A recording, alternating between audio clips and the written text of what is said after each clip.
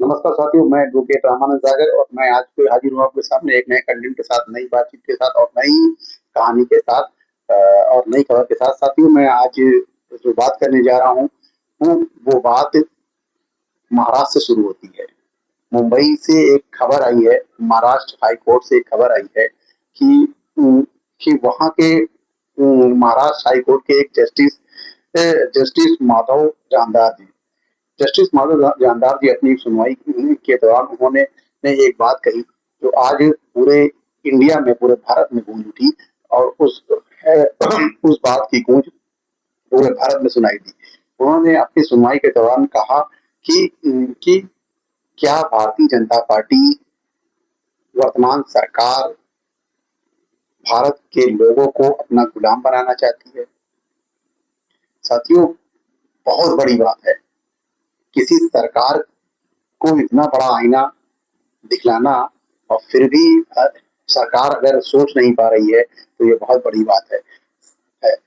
Maharashtra high court के इनके justice Madhav जानदार जी ने साफ साफ कहा, क्या वर्तमान सरकार भारत के लोगों को अपना गुलाम बनाना चाहती है? क्या इस देश के अंदर लोकतंत्र खत्म हो गया है?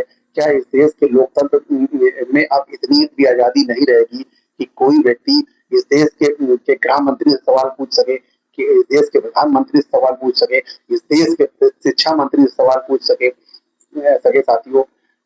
इस बात को कहते हुए माधव जानदार जी ने जस्टिस महाराष्ट्र माधव जानदार जी ने एकदम साफ साफ कहा है कि आप इस आधार पर किसी को भी जेल में नहीं डाल सकते कि वो सरकार का विरोध कर रहा है या सरकार से सवाल पूछ रहा है या आंदोलन कर रहा है अपनी बात को मनवाने के लिए धरने प्रदर्शन कर रहा है। इस आधार पर आप किसी के ऊपर मुकदमे नहीं कर सकते, ना ही उसे जेल में डाल सकते हैं। सवाल पूछना इस देश के लोकतंत्र में व्यक्ति की आजादी है और उस आजादी को आप किसी भी हाल में नहीं छीन सकते।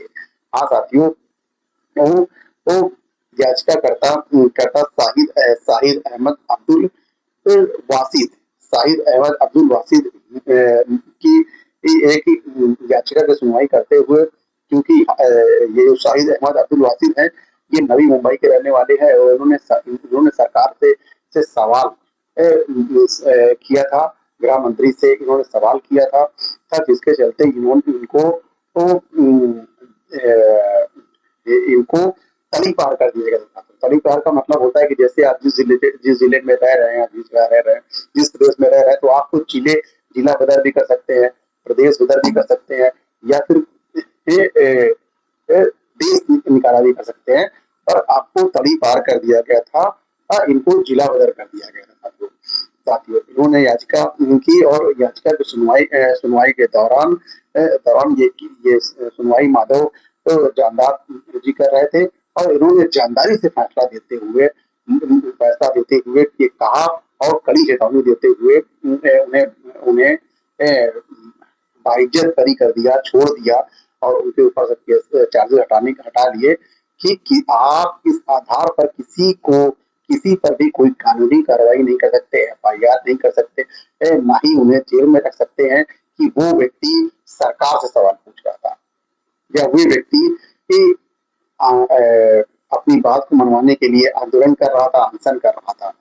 इस देश में लोकतंत्र है और उस लोकतंत्र में ये अभिव्यक्ति की आजादी है और अभिव्यक्ति की आजादी में के अंदर हर व्यक्ति को अपना सवाल पूछने का, अपनी बात पूछने का, अपनी बात कहने का पूरा अधिकार है। इस अधिकार को आप उससे नहीं छीन सकते।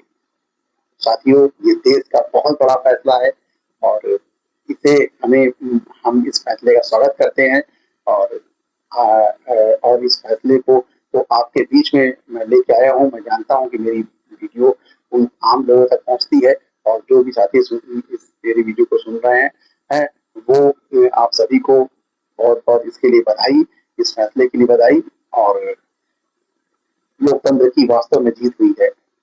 इससे ये पता चलता है कि आज भी हमारे देश में, भारत में वो कोहिनूर चेहरे हैं, वो कोहिनूर हैं जो जब जब देश किसी के दबाव में या किसी के जोर जबरदस्ती से ये देश ऑपरेट होता है, चलाया जाता है। अब इसी तरह से कोई न कोई ही माधव जानदार जी जैसे लोग जो हमारे देश की के न्यायपालिका के स्तंभ हैं, ऐसे लोग निकल कर आते हैं और हम जैसे आम लोगों का हजारों आम लोगों की हिम्मत और ताकत बनकर नजर आते हैं, हौसला बनकर नजर आते हैं। और ये बहुत बड़ा हौसला है, बहुत बड़ी हिम्मत है, बहुत बड़ी ताकत है और वास्तव रूप में इन्होंने ने हम लोगों को हौसला देने का काम किया है। जो लोग सरकार से सवाल पूछते हैं, नौजवान जो जंतर मंतर पर आज धरने पर बैठे हैं, कॉकरोच जो जंतर मंतर पर बैठे हुए हैं, सोनम वांगचुक जो जंतर मंतर पर बैठे हुए हैं, आज नौजवानों के सवाल को लेकर उन सभी सवाल के जवाब के लिए ये आज जो जस्टिस माधव जानदार जी ने जो फैसला दिया है वो वाकई बहुत जानदार है।